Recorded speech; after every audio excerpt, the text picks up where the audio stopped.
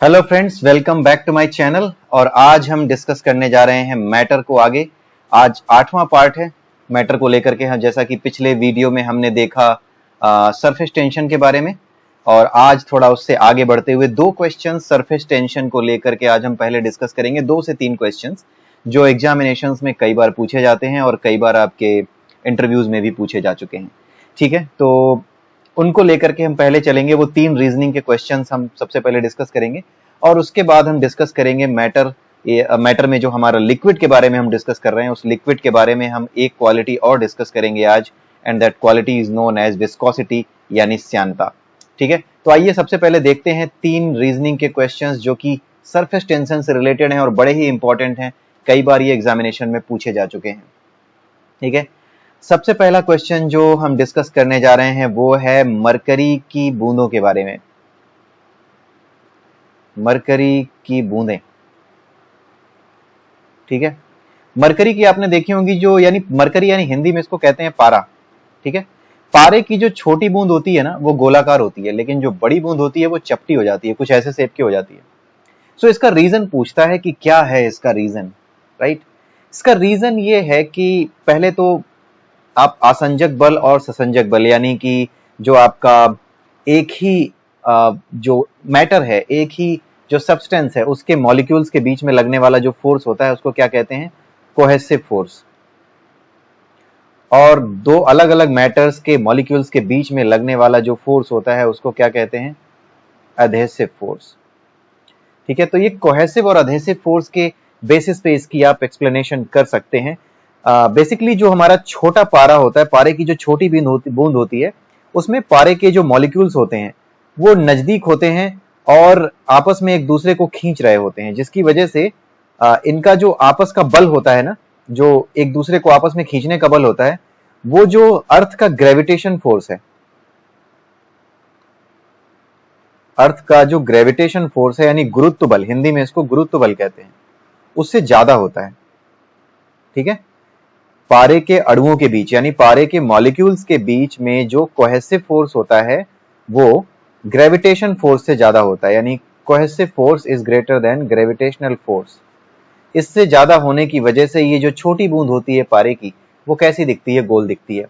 लेकिन जब ये पारे की बूंद बड़ी होती है तो होता क्या है कि इसके एटम्स ढेर सारे हो जाते हैं, मॉलिक्यूल्स ढेर सारे हो जाते हैं। इन मॉलिक्यूल्स पे जो लगने वाला फोर्स है, ग्रेविटेशन फोर्स है, जो जीएफ है, ग्रेविटेशन फोर्स, वो आपके सीएफ से यानी आपके कोहेसिव फोर्स से ज्यादा हो जाता है।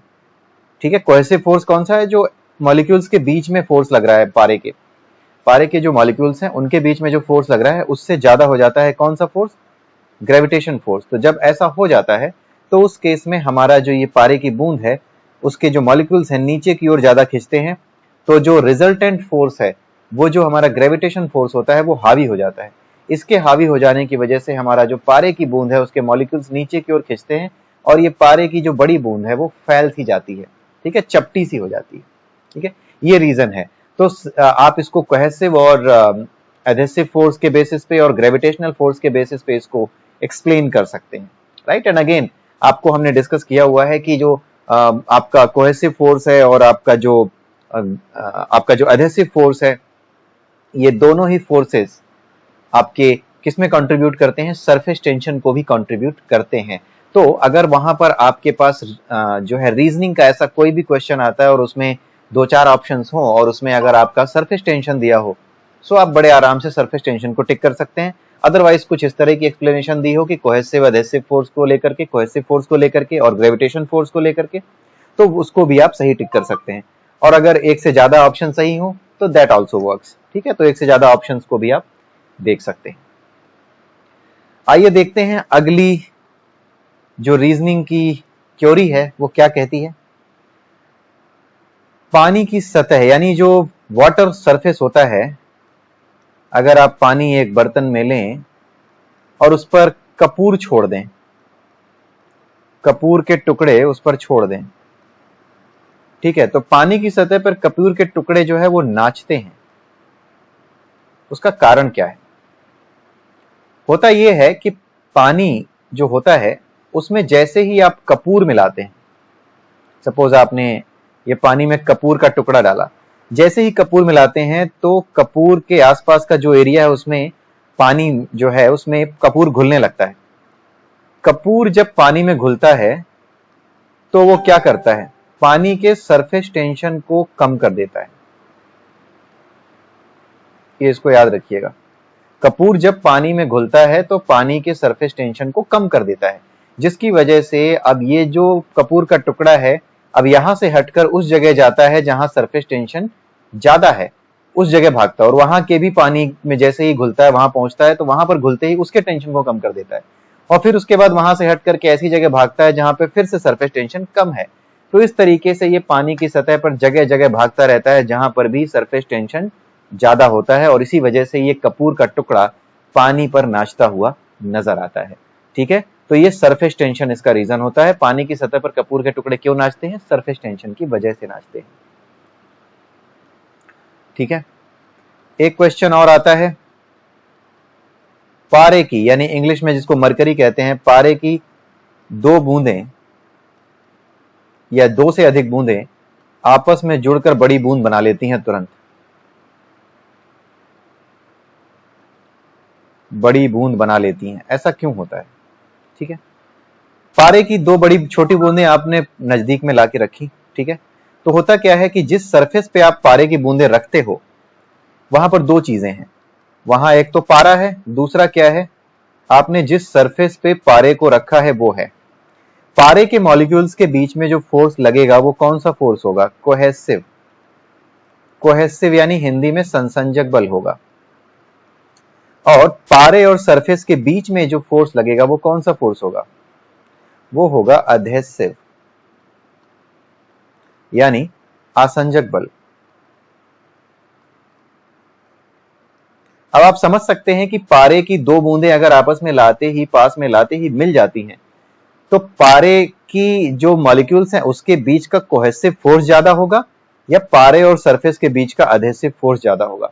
ऑब्वियसली जो कोहेसिव फोर्स है वो ज्यादा होगा, किससे, अधेसिव फोर्स से। अधेसिव फोर्स किसके बीच में लगेगा, पारा और सरफेस के बीच में लगेगा।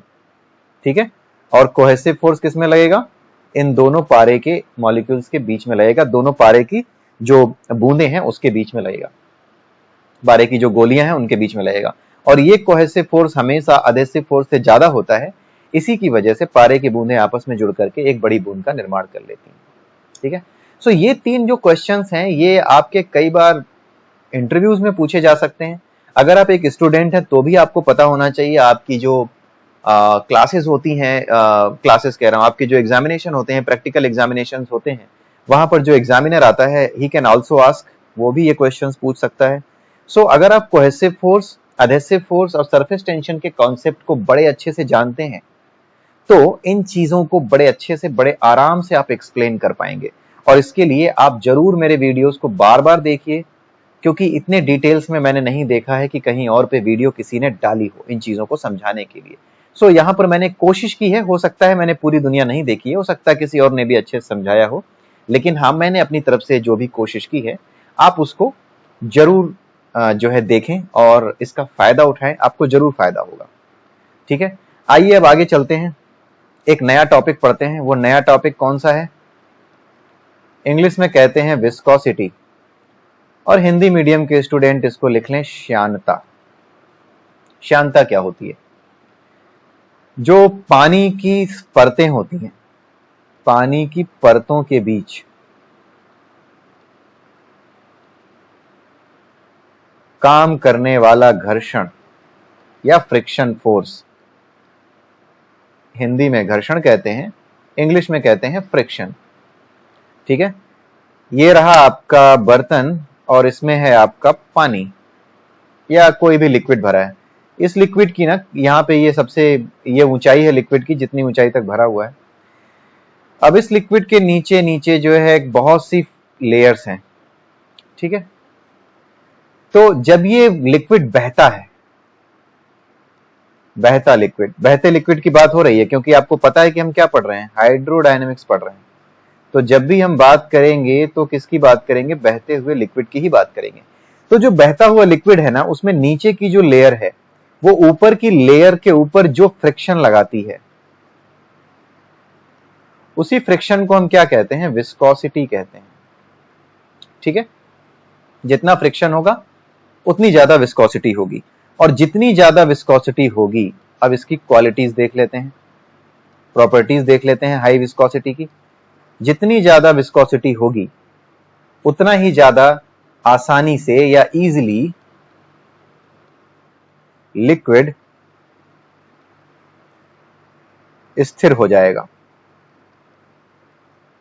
ठीक है, इसका क्या मतलब है, मान लीजिए आपने कोई लिक्विड भरा किसी बर्तन में, उसको जोर से हिला दिया, हिलाने के बाद क्या होता है, लिक्विड वापस आपस यहां पर सेटल हो जाता है इसी बर्तन में।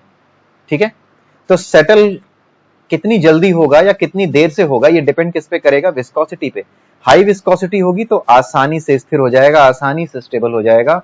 लो विस्कोसिटी होगी तो देर से स्टेबल होगा, यानी देर तक पानी लांचता रहेगा, या देर तक लिक्विड, पानी में बार बार बोल देता हूं, you take it as liquid, तो लिक्विड देर से स्थिर होगा अगर उसकी विस्कोसिटी कम है तो।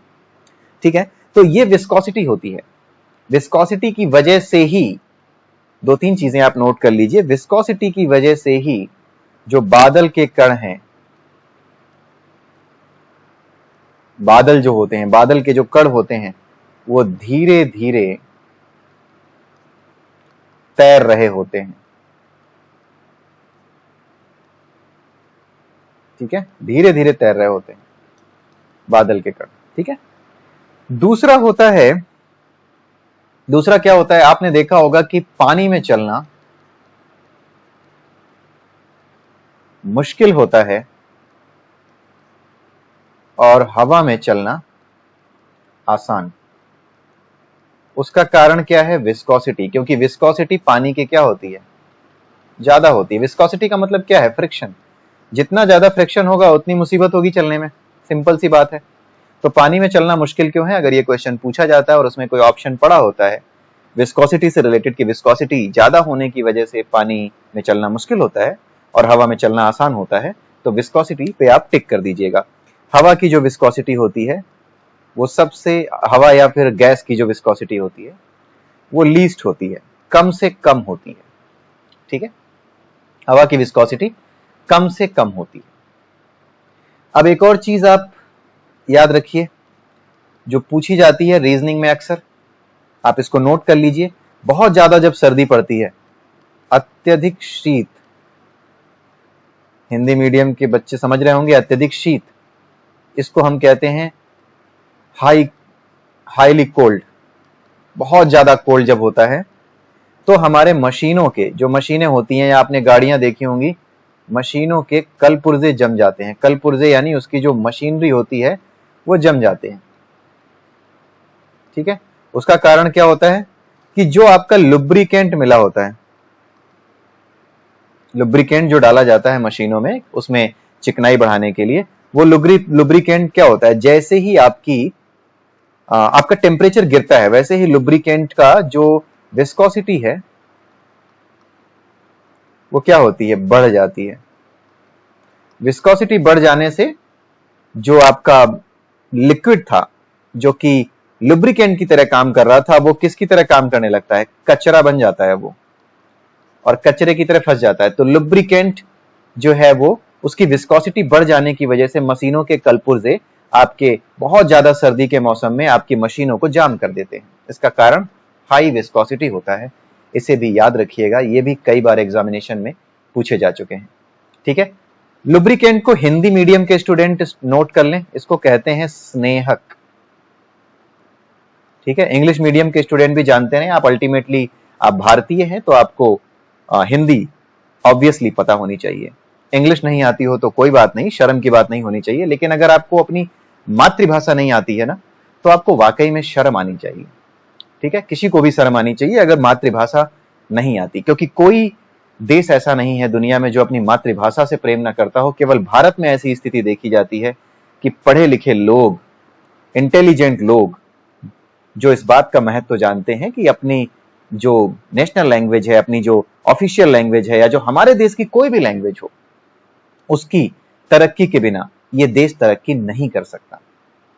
ठीक है, तो अच्छे खासे पढ़े लिखे लोग भी हमारी अपनी भाषा का अपमान करते हैं। इनफैक्ट होता यह है कि जैसे ही वो कुछ इस तरह के वर्ड सुनते हैं जो प्योर हिंदी में हो, तो वो एक दबी सी हंसी हंसते हैं। उन्हें अच्छा लगता है मजाक उड़ाने में। उन्हें यह नहीं समझ में आता कि वो अपना ही मजाक उड़ा रहे हैं, भारतीय होने का ही मजाक उड़ा रहे हैं, भारतवासी होने का ही मजाक उड़ा रहे हैं। किसी और को उनका मजाक करने की आवश्यकता ही नहीं है, वो स्वयं अपना मजाक उड़ा रहे हैं। इसलिए आप इंग्लिश मीडियम के स्टूडेंट हैं तो भी आप इस बात में गर्व महसूस मत कीजिए कि आपको हिंदी नहीं पता है, इंग्लिश पता है। आपको शर्म महसूस होनी चाहिए कि आप हिंदी में नहीं जान पाए कि क्या अर्थ है इसका। और सबसे ज्यादा शर्म की, उससे भी ज्यादा शर्म की बात यह, ना पता होना शर्म की बात नहीं है, उससे भी ज्यादा शर्म की बात यह है कि आपने उसकी हिंदी जानने की कभी कोशिश की ही नहीं। आज की डेट में ऑनलाइन इतने सोर्सेज अवेलेबल हैं, फिर भी लोगों ने कोशिश नहीं की। सो एनीवेज, आपको ये नोट करते रहना चाहिए, लुब्रिकेंट को हिंदी में क्या कहते हैं? स्नेहक कहते हैं। आइए अब देखते हैं कुछ नई चीजें, कुछ नई डेफिनेशंस,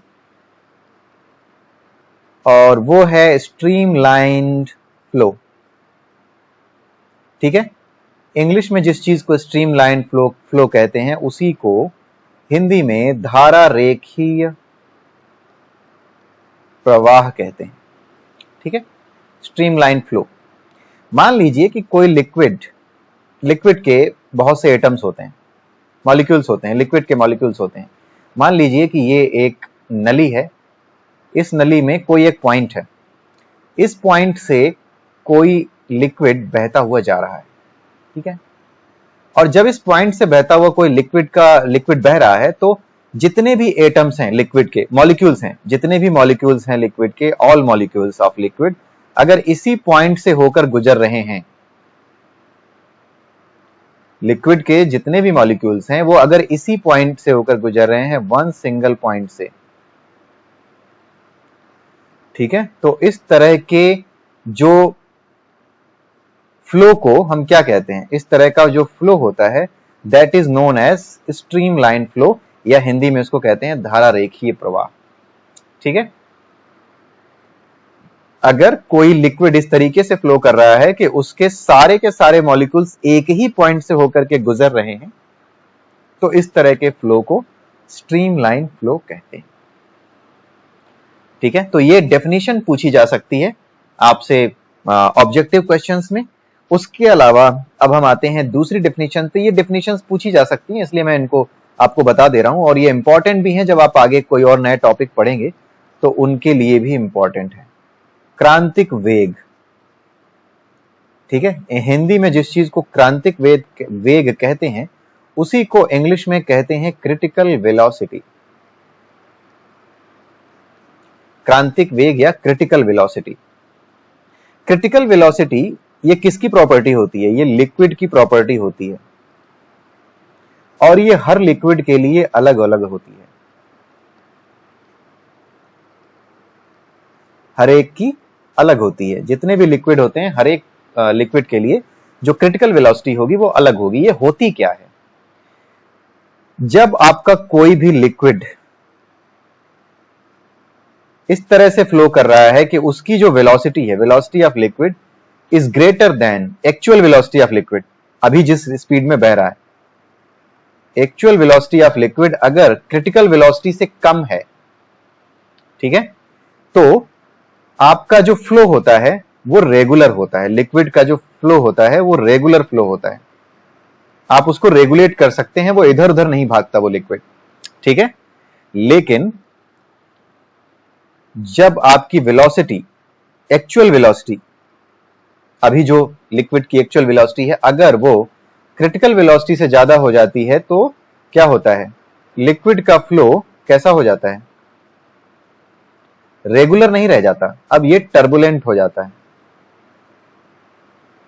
टर्बुलेंट यानी डिस्टर्ब हो जाता है, इधर उधर भागने लगता है, जैसे जब बाढ़ आने पर होता है। ठीक है, बाढ़ आने पर होता क्या है कि जो आपका पानी का जो वेग है ना, वो पानी के जो क्रिटिकल वेलोसिटी होती है उससे ज्यादा हो जाता है, और इसी वजह से इसको कंट्रोल करना मुश्किल हो जाता है। ठीक है, कंट्रोल फ्लो नहीं रह जाता। ठीक, तो क्रिटिकल वेलोसिटी का इंपॉर्टेंस यही है। और दूसरी चीज जो हमें ध्यान रखनी चाहिए, जो एग्जामिनेशन में आ सकती है, वो ये है कि अगर हमारा एक्चुअल वेलोसिटी क्रिटिकल वेलोसिटी से कम होता है, तो उस समय जो वेलोसिटी को कंट्रोल करने वाला जो फैक्टर होता है वो क्या होता है? वो होता है विस्कोसिटी ऑफ लिक्विड। यानी हमारे लिक्विड की कितनी विस्कोसिटी है उस पर डिपेंड करता है कि हमारी जो एक्चुअल वेलोसिटी है वो किस तरह से आगे बढ़ेगी। ठीक है, हमारी जो एक्चुअल वेलोसिटी है वो कैसी होगी, किस स्पीड से, या उसका जो एक्सीलरेशन है उसका क्या होगा, कितना एक्सीलरेशन होगा, वो सब चीजें कौन डिसाइड करता है?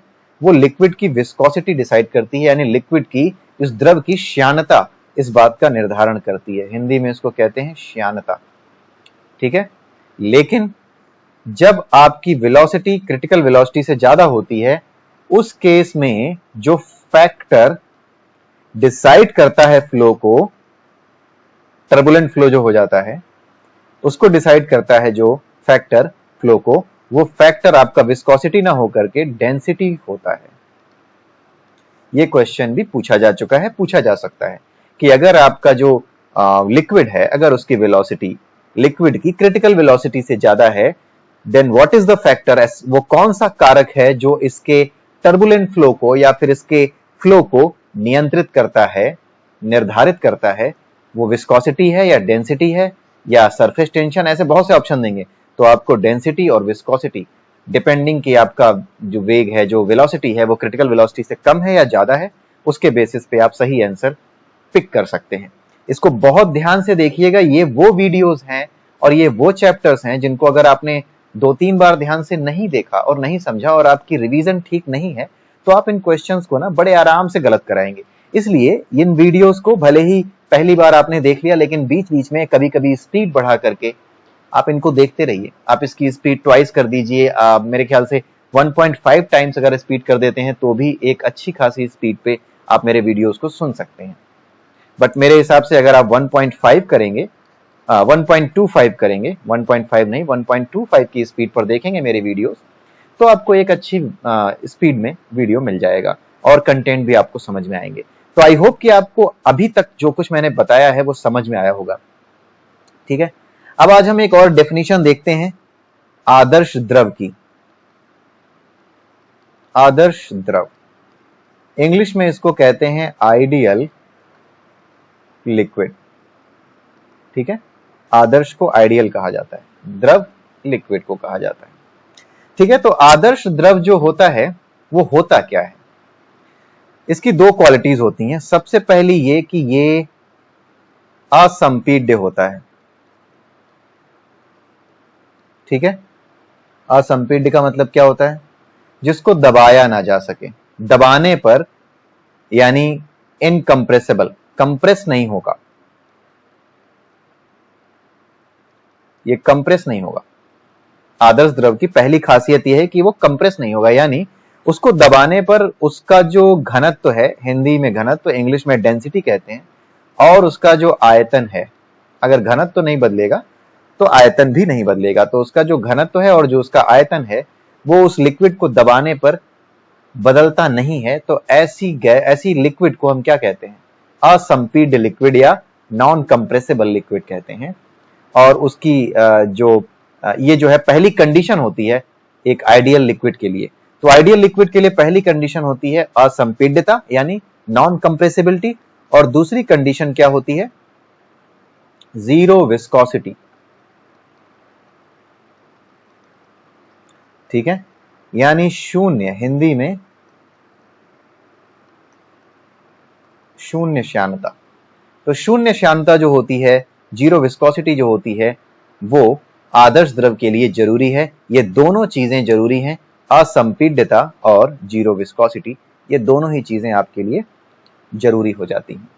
ठीक है, आइए अब आज का बहुत ही इंपॉर्टेंट टॉपिक जो हमें डिस्कस करना है उसको देख लेते हैं। आखिरी टॉपिक है ये, और उस टॉपिक का नाम है बर्नौली का प्रमेय। बहुत इंपॉर्टेंट है। ठीक है, आज की जो वीडियो है इससे बहुत से क्वेश्चंस आते हैं आपके एग्जामिनेशन में। बर्नौली का प्रमेय देखते हैं होता क्या है। 2-3 चीजें आपको याद रखनी पड़ेंगी। आपको बर्नौली थ्योरम पढ़ाने से पहले मैंने आदर्श द्रव के बारे में बताया है, धारा रेखीय प्रवाह के बारे में बताया है। तो जो बर्नौली का प्रमेय है ना, वो उन्हीं द्रवों पे लागू होता है जिनमें धारा रेखीय प्रवाह हो रहा हो। इंग्लिश में क्या कहते हैं? Streamed line flow. ठीक है, जिनमें स्ट्रीम लाइन फ्लो हो रहा हो। दूसरा, जो आदर्श द्रव हो या फिर गैस हो। आदर्श द्रव का मतलब क्या? आदर्श द्रव का मतलब जीरो कंप्रेसिबिलिटी, जिसको दबाया ना जा सके, अभी ऊपर पढ़ा हमने, और जीरो विस्कोसिटी। ठीक है, यानी शून्य श्यानता। पहली चीज धारा रेखीय प्रवाह वाले लिक्विड के लिए, दूसरी चीज आदर्श द्रव के लिए या फिर गैस के लिए ये निर्धारित की, ये बर्नौली का जो थियरम है, the theorem of Bernoulli is defined for these kind of liquids. ठीक है, अब इसके बारे में कहा क्या जाता है? ठीक है, इसके बारे में कहा यह जाता है कि सपोज ये आपका जो है वो सरफेस है, मान लीजिए जमीन है। ठीक है, ये जमीन है, आपकी सरफेस है। इस सरफेस से कुछ ऊंचाई पर आपने क्या किया, इस तरह का एक जो क्यूब है, ये क्यूब है, इस क्यूब को इमेजिन कर लिया। ठीक है, इस क्यूब की जो लंबाई, चौड़ाई और ऊंचाई है, हाइट, लेंथ और ब्रेड्थ, ये तीनों क्या है? 1 यूनिट है। ठीक है, 1 यूनिट मींस 1 सेंटीमीटर हो सकती है, मीटर हो सकती है, कुछ भी हो सकती है, बट ये 1 यूनिट है। तो आप एक क्यूब की कल्पना कीजिए। ठीक है, इस क्यूब की कल्पना कीजिए जो कि जमीन से h हाइट पे है। ठीक है, h हाइट पे है, इस क्यूब की कल्पना कीजिए जो h हाइट पे है, और इस क्यूब के थ्रू हो करके लिक्विड या फिर गैस, कौन सी गैस? आदर्श गैस या फिर आदर्श द्रव या फिर गैस, इनमें से कोई भी चीज पार हो रही है, बह रही है। ठीक है, और किस फ्लो में बह रही है? स्ट्रीम लाइन फ्लो में बह रही है। ये हमने पहले ही डिस्कस किया कि बर्नौली का थ्योरम स्ट्रीम लाइन फ्लो और आपके जो आइडियल लिक्विड्स हैं उनके लिए डिफाइन की गई है। ठीक है, सो h हाइट है और इसका जो टोटल वॉल्यूम है जो हमने क्यूब लिया है 1 यूनिट क्यूब है। ठीक है, इसका जो टोटल वॉल्यूम है वो 1 यूनिट क्यूब है, यानी 1 सेंटीमीटर हाइट, 1 यूनिट हाइट है, 1 यूनिट इसकी लेंथ है और 1 यूनिट ही इसकी ब्रेड्थ है। तो इस तरह के क्यूब को हम क्या कहते हैं? इस तरह के क्यूब को हम यूनिट क्यूब कहते हैं। तो एक यूनिट क्यूब आपने कंसीडर किया है जो कि h हाइट पे रखा है और इससे होकर के एक आइडियल लिक्विड या फिर गैस फ्लो कर रही है, यानी बह रही है इस क्यूब से होकर के स्ट्रीम लाइन फ्लो में। तो बर्नौली का थ्योरम ये कहता है कि जितनी भी एनर्जी, भाई ये जो चीज फ्लो कर रही है, चाहे वो लिक्विड फ्लो कर रही हो या फिर आपकी गैस फ्लो कर रही हो, सिंस वो मूवमेंट कर रही है, तो जो भी चीज मूवमेंट कर रही है उसमें क्या होगी? एनर्जी होगी। तो ये जो बर्नौली का थ्योरम है वो ये कहता है कि ये जो टोटल एनर्जी होगी किसके अंदर? इनसाइड द यूनिट क्यूब, यानी इस यूनिट क्यूब के अंदर, इस क्यूब के अंदर जो ऊर्जा होगी वो हमेशा कांस्टेंट होगी। यही है बर्नौली का थ्योरम। बहुत ही सिंपल लैंग्वेज में मुझे जो समझ में आ रहा है उस तरीके से मैंने समझाने की कोशिश की है। ठीक है, अब यहां पर टोटल एनर्जी की बात हम देखते हैं कि टोटल एनर्जी में क्या क्या शामिल होगा। अब आप ये देखो कि लिक्विड इस क्यूब के भीतर से होकर के बह रहा है या फिर गैस बह रही है, चाहे वो लिक्विड हो चाहे वो गैस हो, उसमें क्या होगा? प्रेशर होगा। तो प्रेशर भी क्या है? एक तरह की एनर्जी है। उसके अलावा सिंस लिक्विड बह रहा है या गैस बह रही है, यानी कुछ वेग है, उसका कुछ वेलोसिटी है। इट मींस कि अगर उसमें वेलोसिटी है तो कौन सी एनर्जी होगी? आपकी काइनेटिक एनर्जी होगी, प्लस इसके थ्रू जो लिक्विड बह रहा है या फिर जो गैस बह रही है उसका एक मास होगा। ठीक है, मास होगा। मास किस वजह से होगा? डेंसिटी की वजह से होगा। Density for D. किसी चीज का मास क्या है? किसी चीज की डेंसिटी क्या है? ठीक है, किसी चीज की जब मास डिफाइन करते हैं तो वो क्या है?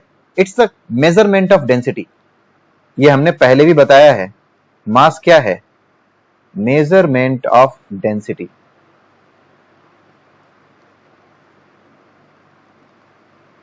ऑफ मैटर, ठीक है, उस मैटर की जो डेंसिटी है उसका मेजरमेंट है, वो उसका मास कहलाता है, यानी उसका द्रव्यमान कहलाता है।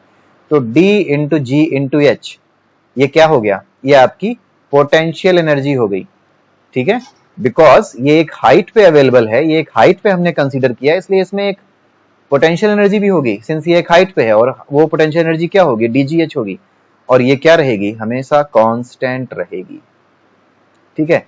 यही जो फॉर्मूला है ना, यही जो पूरा फॉर्मूला है जो मैंने घेर दिया है इसमें एक रेक्टेंगल के अंदर, इसी फॉर्मूले को हम क्या कहते हैं? बर्नौलीज थ्योरम कहते हैं, ठीक है, बर्नौली थ्योरम इसको कहा जाता है। ठीक, अब इससे एक चीज और हम डिड्यूस करते हैं, कुछ इसके डिडक्शंस हम निकालते हैं कि हम इससे फॉर्मूले से क्या डिड्यूस कर सकते हैं और उसका रियल लाइफ में यूज कितना है। बर्नौली के थ्योरम का जो रियल लाइफ में यूज है ना, उससे रिलेटेड बहुत से आपको रीजनिंग के क्वेश्चन मिलते हैं, पूछे जाते हैं। अब आप ये देखिए कि आपसे ये कहा जा रहा है कि pressure plus 1/2 mv square plus D into g into h, ये हमेशा कांस्टेंट रहेंगे, ठीक है, विच मीन्स अगर P आपका सपोज 40 था, प्लस आपकी जो काइनेटिक एनर्जी थी पूरी की पूरी मिलाकर के अगर 30 थी, और आपका ये था 30, ठीक है, और तो कुल मिलाकर ये कितना हो गया? 100 हो गया। तो बर्नौली का थ्योरम ये कहता है कि किसी भी हालत में ये हमेशा 100 ही रहेगा। इट मींस कि अगर आपने वेलोसिटी, अब ध्यान से देखिएगा, यहां पर ध्यान से समझने की जरूरत है। इट मींस कि अगर आपने वेलोसिटी बढ़ा दी, वेलोसिटी बढ़ाने से ये क्या हो गया? सपोज ये 45 हो गया, ठीक है, ये 45 हो गया, तब भी ये 100 ही रहेगा, ठीक है। तो अगर ये 100 ही रहेगा तो इसका मतलब क्या है? यहां पर तो ये बदलने वाला नहीं है, क्योंकि D G and H height उतनी ही रहेगी। जिस क्यूब को हमने इमेजिन किया है एक हाइट पे, वो हाइट बदलने वाली नहीं है। उस क्यूब के अंदर जो लिक्विड बह रहा है उसकी डेंसिटी बदलने वाली नहीं है, और जी ये तो है ही कांस्टेंट, जो ग्रेविटेशनल कांस्टेंट है, ये बदलने वाला नहीं है, तो ये नहीं बदलेगा। बदलेगा क्या? अगर आपकी वेलोसिटी बढ़ने से अगर काइनेटिक एनर्जी बढ़ गई है, तो बदलने वाली चीज कौन सी बची? ये बची। तो 45 और 30 75, ये रह गया आपका 25। यानी अगर आपकी वेलोसिटी बढ़ी, या फिर आप ये कह लीजिए काइनेटिक एनर्जी अगर बढ़ी, तो क्या हो जाएगा? जो प्रेशर है वो क्या हो जाएगा? दाब, प्रेशर यानी हिंदी में दाब कहते हैं, वो क्या हो जाएगा? कम हो जाएगा। यानी सिंपल सा फॉर्मूला इससे आप समझ लीजिए कि किसी जगह पर अगर हवा का वेग, या फिर आइडियल लिक्विड, आदर्श द्रव, मैं हिंदी में ही लिख रहा हूं, इंग्लिश में आइडियल लिक्विड कहते हैं, आदर्श द्रव का वेग ज्यादा हो जाता है, तो दिस इंप्लाइज कि जो वहां पर प्रेशर है, वहां पर दबाव है, वो क्या हो जाएगा? कम हो जाएगा, ठीक है। अब हम देखते हैं कि ये जो इंपॉर्टेंट फॉर्मूला निकल करके आया, ये जो इंपॉर्टेंट डिडक्शन हमें मिला, जो हमने डिड्यूस किया इस फॉर्मूले से, इसका कितना इंपॉर्टेंस और इससे जुड़े कितने क्वेश्चंस पूछे जाते हैं, ठीक है।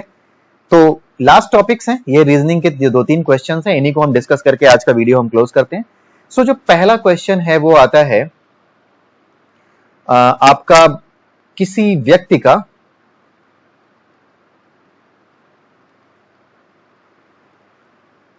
तेज गति से आती हुई ट्रेन की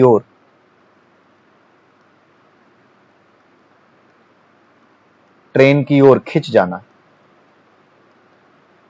अक्सर आपने सुना होगा कि यार ट्रेन आ रही है, पीछे हट जाओ, स्पीड ज्यादा होगी तो खींच लेगी, ठीक है। ऐसा नहीं है कि ट्रेन खींचती है, इसके पीछे जो फिनोमिनन काम करता है, जो कारण है, वो क्या है? सिंपल सा कारण आप बताएंगे, बर्नौली का प्रमेय, यानी बर्नौलीज थ्योरम। हिंदी में प्रमेय जिस चीज को कहते हैं उसी को इंग्लिश में क्या कहते हैं? थ्योरम कहते हैं। तो बर्नौली का जो प्रमेय है उसके आधार पर इसकी व्याख्या की जा सकती है कि अगर कोई ट्रेन तेजी से आती है तो उसके आसपास खड़े व्यक्ति को अपनी ओर क्यों खींच लेती है। ठीक है, हमने देखा, अभी हमने पढ़ा कि अगर स्पीड ज्यादा है, वेलोसिटी ज्यादा है, तो प्रेशर क्या हो जाएगा, कम हो जाएगा। वेलोसिटी हाई होते ही प्रेशर क्या हो जाएगा, कम हो जाएगा। तो अगर ट्रेन बहुत तेजी से निकल रही है और आप इसके पास खड़े हैं, ठीक है, आपके पीछे एटमॉस्फेरिक प्रेशर है जो वातावरण का सामान्य दबाव है। ट्रेन आपके पास से निकली बहुत तेजी से, सिंस इसकी स्पीड ज्यादा है तो ट्रेन के पास वाला जो एरिया है वहां प्रेशर क्या हो गया, कम हो गया। जब प्रेशर यहां पर कम हो गया और आपके पीछे प्रेशर ज्यादा है, तो सीधी सी बात है कि जो आपके पीछे का जो ज्यादा प्रेशर है वो कम प्रेशर की ओर आपको क्या करेगा, धक्का देगा। ये प्रकृति का नियम है कि जहां पे प्रेशर ज्यादा होगा वहां से हवा किसकी ओर चलती है, कम प्रेशर वाले लोकेशन की तरफ हवा चलती है। तो हवा अगर कम ज्यादा प्रेशर वाली जगह से कम प्रेशर वाली चीज की ओर चलेगी, जगह की ओर चलेगी, तो उस जगह के बीच में अगर आप आ रहे हैं, यानी एक अगर इंसान आ रहा है तो उसको भी क्या करेगी, धक्का देगी। तो इसी वजह से ऐसा लगता है कि ट्रेन हमें अपनी ओर खींच रही है, बट असल में इसके पीछे कुछ नहीं होता, ट्रेन आपको नहीं खींच रही होती, हवा का दबाव आपको ट्रेन की ओर धकेल रहा होता है। और ये किस सिद्धांत के आधार पर होता है, बर्नौली के सिद्धांत के आधार पर होता है। अब दूसरा देखते हैं, क्रिकेट के शौकीन तो आप सभी होंगे, मैक्सिमम लोग क्रिकेट के शौकीन हैं। तो उसमें जो गेंद स्विंग होती है, गेंद का स्विंग होना, गेंद का जो स्विंग होना है वो किस वजह से होता है, हवा में स्विंग होना। आपने देखा होगा कि अगर बैट्समैन यहां बैटिंग कर रहा है और यहां से बॉलर ने बॉल फेंकी, तो फेंकी ऐसे, लेकिन वो ऐसे जा रही है और यॉर्कर मारा और स्टंप इसके उड़ गए। ठीक है, फेंकी तो उसने सीधी थी, लेकिन ये हवा में ऐसे कैसे मुड़ गई, इसका कारण क्या था। तो हवा में गेंद का जो स्विंग होना है वो भी व्याख्या, उसकी भी जो हम डिस्क्रिप्शन देते हैं वो बर्नौलीज थ्योरम के बेसिस पे ही देते हैं, बर्नौली थ्योरम के बेसिस पे ही उसकी एक्सप्लेनेशन देते हैं। और वो कैसे होती है, ये आपकी रही बॉल, ठीक है, बॉल जब आप पकड़ते हैं ना तो आपकी उंगलियां कुछ इस तरफ रहती हैं, इस तरह से रहती हैं, और जब आप स्विंग कराते हैं ना तो अपनी उंगलियों को ना इस तरफ झटका देते हैं। जब आप इस तरफ झटका देते हैं ना तो गेंद कुछ इस तरीके से घूमना शुरू करती है। जब गेंद इस तरीके से घूमना शुरू करती है तो ऊपर का जो परत है गेंद की, यहां पर क्या होती है, स्पीड क्या हो जाती है, ज्यादा हो जाती है। ऊपर की जो लेयर है गेंद की, उस पे स्पीड ज्यादा हो जाती है। सिंस स्पीड ज्यादा है तो यहां पे प्रेशर क्या हो जाता है, यानी दबाव क्या हो जाता है, कम हो जाता है। जब दबाव यहां पे कम है और यहां पर जो हवा बह रही है वो हवा तो नॉर्मल प्रेशर पे चल रही है, तो हवा अगर नॉर्मल प्रेशर पे चल रही है और हवा का प्रेशर यहां ज्यादा है, तो सीधा सा नियम प्रकृति का कि जहां प्रेशर ज्यादा है वहां से हवा किधर की ओर भागने लगेगी, कम प्रेशर की ओर। जब हवा ज्यादा प्रेशर से कम प्रेशर की ओर भागेगी तो ये जो गेंद है ना, इस गेंद को धक्का देगी। तो गेंद जो अपनी डायरेक्शन ऐसी चल रही थी, सीधे जाना चाहिए था, वो गेंद कैसे मुड़ जाएगी, वो ऐसे मुड़ जाएगी। ठीक है, ज्यादा यहाँ पे कुछ हो गई है। तो गेंद अगर ऐसे जानी थी, इस तरह से जानी थी, अगर डायरेक्शन ये होनी थी, तो यहां पर प्रेशर कम होने की वजह से, सिंस यहां पर बहुत तेजी से घूम रही है तो प्रेशर कम होने की वजह से ये हवा जो है ऐसे धक्का देगी, तो इसका जो फ्लो होगा ना वो सीधा ना होकर के कुछ ऐसा हो जाएगा। तो फेंकी आपने गेंद सीधी, लेकिन जा करके स्टंप्स में घुस जाएगी। जो बैट्समैन होगा उसको जो है दिक्कत होगी गेंद को देखने में, वो सीधी रेखा में आती नहीं दिखेगी, वो उसको घूमती नजर आएगी बहुत तेजी से। ठीक है, इस वजह से हवा में गेंद स्विंग कराता है आपका बॉलर, और जो जितनी अच्छी हवा में गेंद स्विंग करा लेता है वो उतना ही अच्छा बॉलर बन जाता है, क्योंकि उसको विकेट्स थोड़े ज्यादा मिलते हैं। ठीक है, चक्कर ज्यादा खाता है बैट्समैन ऐसी गेंदों से जो हवा में स्विंग होती हैं। इनफैक्ट जब ये टप्पा खाएगी ना, उसके बाद भी इसका असर रहता है और अपनी डायरेक्शन बदल लेती है। तो स्विंग बॉलर्स बहुत इफेक्टिव इसीलिए होते हैं। तो अगर आपकी क्रिकेट में गेंद के स्विंग होने की बात पूछी जाए तो उसकी भी व्याख्या या उसकी भी डिस्क्रिप्शन आप किस बेसिस पे देंगे, बर्नौलीज थ्योरम के बेसिस पे देंगे। अब आखिरी देख लेते हैं, हवाई जहाज का उड़ना। जी हां, हवाई जहाज का उड़ना, इसके पीछे भी क्या काम करता है, बर्नौली का थ्योरम काम करता है। होता यह है कि हवाई जहाज के ये दो डैने हैं, ये दूसरा डैना है, कुछ इस तरीके से हवाई जहाज है, गंदा सा बनाया मैंने बट आप समझ लीजिए। जब ये हवाई जहाज बहुत स्पीड से आगे बढ़ता है ना रनवे पे, तो होता क्या है कि जब ये रनवे पे बढ़ रहा है तो इसके डैने कुछ इस तरीके से बनाए जाते हैं कि नीचे जो प्रेशर है ना, नीचे का जो प्रेशर है, जो नॉर्मल प्रेशर है, जब ये तेजी से आगे बढ़ता है तो ऊपर प्रेशर क्या हो जाता है, कम हो जाता है। जहां स्पीड ज्यादा होगी वहीं पे प्रेशर क्या हो जाएगा, कम हो जाएगा। और नीचे प्रेशर ज्यादा है, सो नीचे प्रेशर ज्यादा होने की वजह से ये हवाई जहाज के इन डैनों पे एक प्रेशर डालता है ऊपर की ओर, जिसकी वजह से हवाई जहाज को ऊपर उठने में आसानी होती है और वो हवाई जहाज ऊपर उठ जाता है हवा में, और हवा में ये गति करने लगता है। तो बर्नौली के थ्योरम के आधार पर हवाई जहाज के उड़ने की भी व्याख्या की जा सकती है। तो बर्नौली का ये थ्योरम कितना इंपॉर्टेंट है और ये कितनी चीजों की एक्सप्लेनेशन करता है आप समझ सकते हैं।